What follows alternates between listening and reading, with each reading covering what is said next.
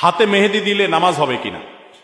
হাতে যদি মেহেদি দেন মা বোনরা, তাহলে সেক্ষেত্রে নামাজের কোনো অসুবিধা হবে না, বরং মেয়েদের জন্য হাতে মেহেদি দেওয়া সুন্নাহ, ভালো।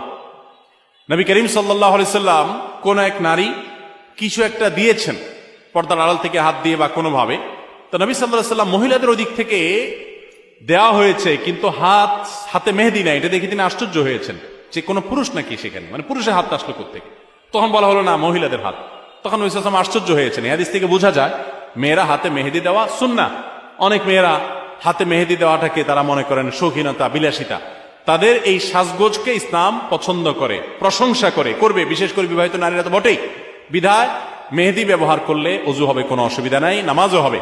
এমনকি আর্টিফিশিয়াল মেহেদি যেগুলো বাজারে পাওয়া যায়, টিউব মেহেদি বলা হয়, এগুলো দিলেও ওযু হবে।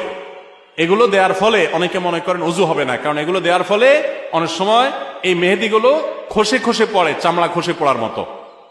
তো এটা আসলে চামড়া খসে পড়া না, এটা চামড়ার উপর আলাদা কোনো আবরণ বা